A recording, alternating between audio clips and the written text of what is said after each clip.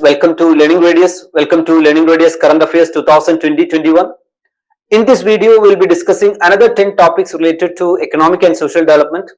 And the 10 topics of discussions are Global Multidimensional Poverty Index, the Committee of Directors for Capital Raising on Basel III Compliant Bonds, RBI issues draft on Rupee IR derivatives, East 2, Smart Meter National Program SMNP, National Council for Transgender Persons, National Strategy for Financial Education 2020-2025, National Recruitment Agency, Framework for Umbrella Entity to Manage Payment Systems, National Digital Health Mission.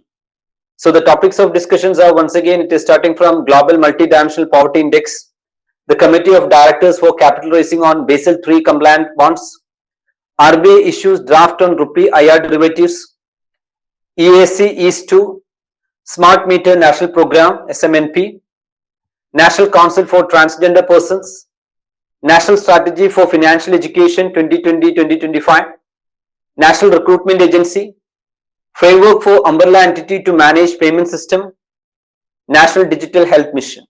The first topic of discussion is Global Multidimensional Poverty Index. NITI Aayog is in the last stage for preparation of Multidimensional Poverty Index Parameter Dashboard and a State Reform Action Plan. In this regard, the NITI Aayog will leverage the monitoring mechanism of the Global Multidimensional Poverty Index. So that's a discussion about NITI Aayog is in the last stage for preparation of Multidimensional Poverty Index Parameter Dashboard and a State Reform Action Plan. NITI Aayog is the nodal agency for the MPI. Global MPI is part of Governments of India's decision to monitor the performance of the country in the 29 select global indices. The objective of the global indices to drive reforms and growth exercise is to fulfill the need to measure and monitor India's performance on various important social and economic parameters. MPI was first developed in 2010 by Oxford Poverty and Human Development Initiatives. So that is related to NITI Aayog, at the same time related to Global Multidimensional Poverty Index, and that's a significant topic.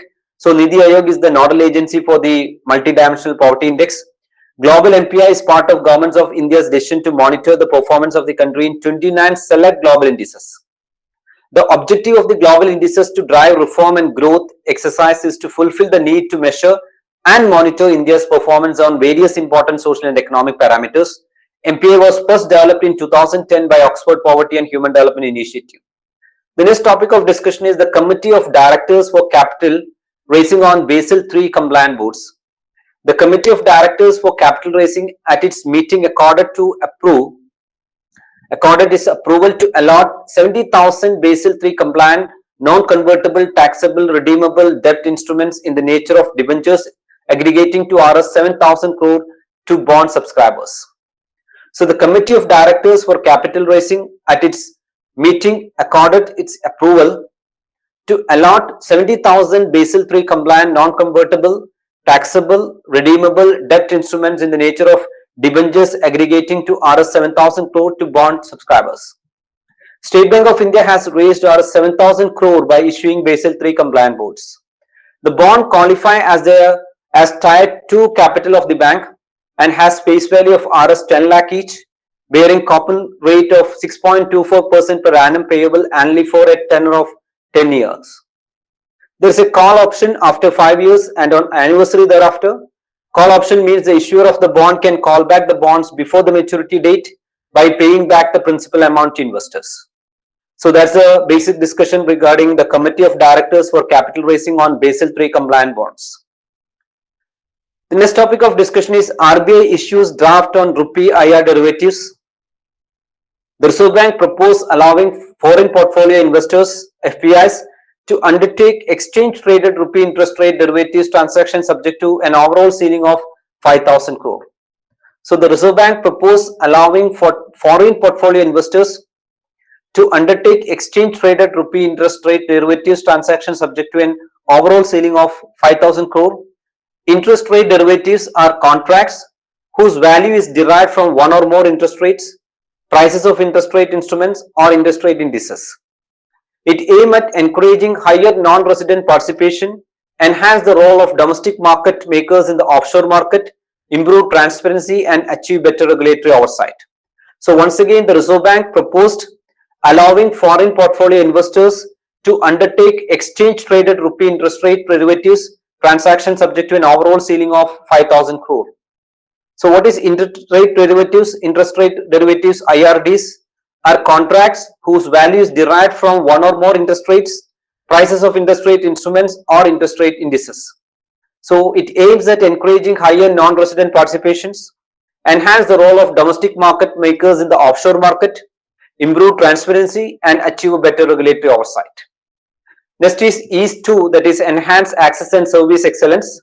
Recently the EASE 2, Enhanced Access and Service Excellence 2.0 Banking Reform Index on Performance of Public Sector Banks from March 2018 to 2020 was released, and best performing banks on EASE were felicitated. It was launched in January 2018 jointly by the government and PSBs. It was commissioned through Indian Banks Association. So recently, Enhanced Access and Service Excellence 2.0 Banking Reform Index on Performance of Public Sector Banks from March 2018 to 2020 was released, and best performing banks on EASE was facilitated. The index measures performance of each PSB on 120 plus objective metrics. Bank of Baroda, State Bank of India and erstwhile Orient Bank of Commerce were facilitated for being the top 3 in the top performing banks category according to the EASE 2 index result. So once again, Bank of Baroda, State Bank of India and erstwhile Orient Bank of Commerce were felicitated for being the top 3 in the top performing bank category according to the EASE 2 or EASE 2.0 index results. Bank of Maharashtra, Central Bank of India and erstwhile Corporation Bank were awarded the top improvers category basis EASE 2 index. Punjab National Bank, Union Bank of India and Canara Bank were also recognized for outstanding performance in select themes. So these are all of the banks in discussion. Next is Smart Meter National Program SMNM. Smart Meter National Program aimed to replace 25 crore conventional meters with smart meters in India. Smart meters are connected through a web-based monitoring system which will help to reduce commercial losses of utilities, enhance revenue and serve as an important tool in power sector reforms. EESL business model to roll out smart meters is revamping the current manual system of revenue collection, which leads to low billing and poor collection of efficiencies. So Smart Meter National Program aimed to replace 25 crore conventional meters with smart meters in India. Smart meters are connected through a web-based monitoring system which will help to reduce commercial losses of utilities, enhance revenues and serve as an important tool in power sector reforms. EESL business model to roll out smart meters is revamping the current manual system of revenue collection which leads to low billing and poor collection efficiencies. By EESL smart metering project, NDMC becomes the first utility to have all their consumers with smart meters without any upfront investment from NMDC, without any upfront investment from NDMC. EESL has signed MOUs or agreement for smart meters with the states of Andhra Pradesh, Uttar Pradesh, Haryana, Bihar, NDMC Delhi, Rajasthan, Telangana and for prepaid meters with the states of UP and Tripura. So that's about Smart Meters National Program. Smart Meters National Program aimed to replace 25 crore conventional meters with smart meters in India. So that's a program about. And smart meters are connected through a web-based monitoring system which will help to reduce commercial losses of utilities, enhance revenue and serve as an important tool in power sector reforms I mentioned before. And EESL business model to roll out smart meters is revamping the current manual system of revenue collection which lead to low billing and poor collection of efficiencies. At the same time, by EESL's smart metering project, NDMC become the first utility to have all their consumers with smart meters without any upfront investment from NDMC. So there is a discussion about. National Council for Transgender Persons. In exercise of the powers conferred by Section 16 of the Transgender Person Protection of Right Act 2019, the central government has constituted a National Council for Transgender Persons. Constitution of the Council, the Union Minister of Social Justice and Empowerment will be the chairperson, ex officio, and Union Minister of State for Social Justice and Empowerment will be the vice chairman, ex officio, or vice chairperson, ex officio. So the Union Minister of Social Justice and Empowerment will be chairperson, ex officio, and Union Minister of State for Social Justice and Empowerment will be vice chairperson, ex officio. So in exercise of the powers conferred by Section 16 of the Transgender Persons Protection of Rights Act 2019, 40 of 2019, the central government has constituted National Council for Transgender Person. The other members of the council include representatives of various ministers, departments, 5 representatives of transgender community, representatives of NHRC and NCW, representatives of state governments and UTs, and experts representing NGOs. A member of National Council other than ex officio member shall hold office for a term of 3 years from the date of his nomination. Now, function of the council to advise the central government on the formulation of policies, programs, legislation and projects with respect to transgender persons, to monitor and evaluate the impact of policies and programs designed for achieving equality and full participation of transgender persons. So there is a function of the council to advise the central government on the formulation of policies, programs, legislation and projects with respect to transgender persons, to monitor and evaluate the impact of policies and programs designed for achieving equality and full participation of transgender persons, to review and coordinate the activities of all departments of government and other governmental and non-governmental organizations which are dealing with matters relating to transgender persons, to redress the grievances of transgender persons, to perform such other function as may be prescribed by the central government. So this is basically related to the discussion of National Council for Transgender Person. At the same time, this is to review and coordinate the activities of all the departments of government and other government and non-governmental organizations which are dealing with the matters relating to transgender person. Next is National Strategy for Financial Education 2020-2025, that is NSFE.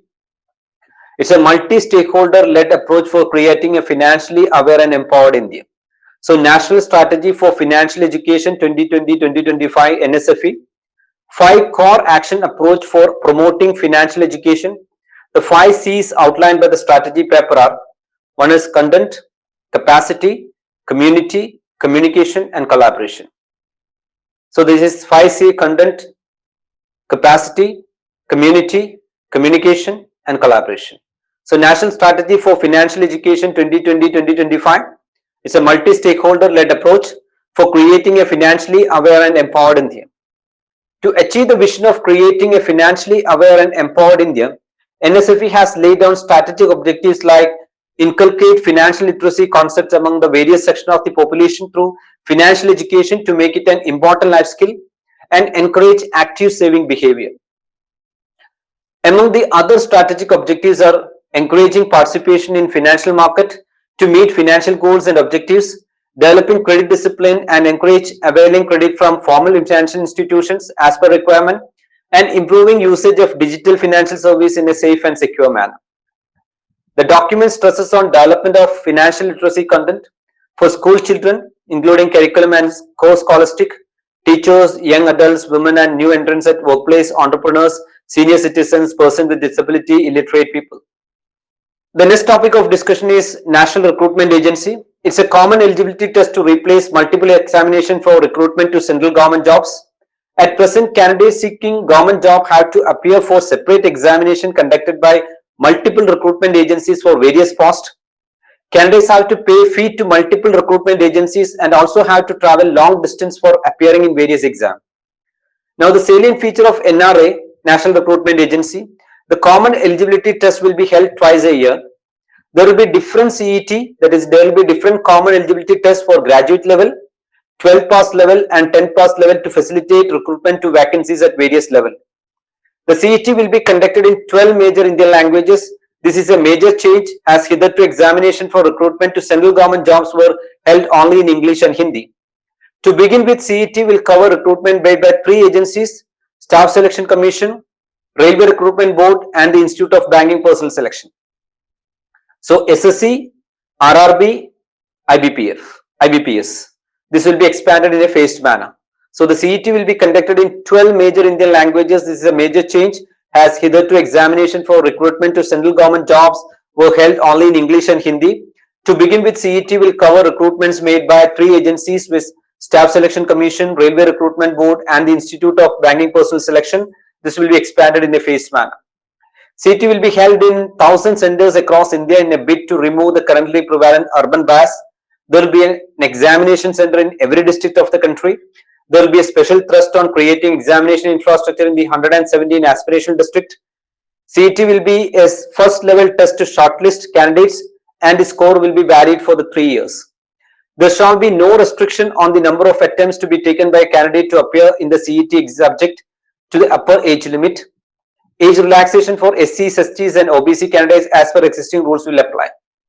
So once again, there shall be no restriction on the number of attempts to be taken by a candidate to appear in the CETs subject to the upper age limit. Age relaxation of SC, ST and OBC candidate as per existing rules will apply. So that is about common eligibility test. The next topic of discussion is framework for umbrella entity to manage payment systems. The Reserve Bank of India unveiled the framework to set up a pan-India umbrella entity with a minimum capital of Rs 500 crore, which will set up, manage and operate new payment system in the retail payment space. According to RBI, no single promoter or promoter group should have more than 40% investment in the capital of the umbrella entity. The promoter shareholding can be diluted to a minimum of 25% after 5 years of the commencement of business of the umbrella entity. A minimum net worth of Rs 300 crore should be maintained at all times. It will set up and operate new payment system in the retail space comprising of but not limited to ATMs, white label POS, Aadhaar based payment and remittance services, newer payment methods, standards and technologies, monitor related issues in the country and internationally, and take care of development objectives like enhancement of awareness about the payment system. Why umbrella entity? To avoid monopoly and concentration risk. About 60% of the retail payments are controlled by NPCI, which is too big to fail. So that is the point. The Reserve Bank of India unveiled the framework to set up a pan-India umbrella entity with a minimum capital of Rs 500 crore, which will set up, manage and operate new payment system in the retail payment space. According to RBI, no single promoter or promoter group should have more than 40% investment in the capital of the umbrella entity. The last topic of discussion is National Digital Health Mission. National Digital Health Mission is a holistic voluntary healthcare program which will integrate doctors, hospital, pharmacies, insurance companies and make a digital health infrastructure.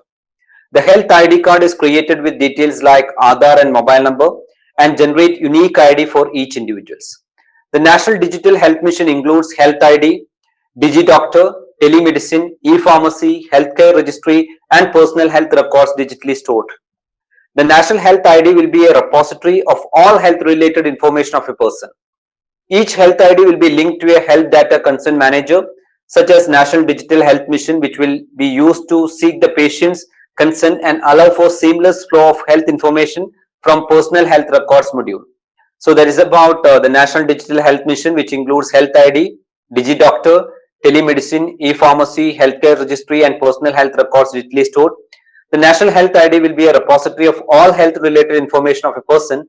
Each health ID will be linked to a health data concern manager such as National Digital Health Mission, which will be used to seek the patient's consent and allow for seamless flow of health information from the personal health records module. So that's about National Digital Health Mission. So that's all in this video. We'll meet in the next video with the next 10 topics of economic and social development. Keep an extra eye on all the topics related to economic and social development and national, international, environment, science and technology too. And watch analysis video and understand how UPSC is framing the questions right from the current affairs, and watch the current affairs video. Then we'll be able to relate how UPSC is making beautiful, unique question right from the current affairs. Have a great time. Calm version is the most productive version. Be calm and study well. Have a great time. Thank you.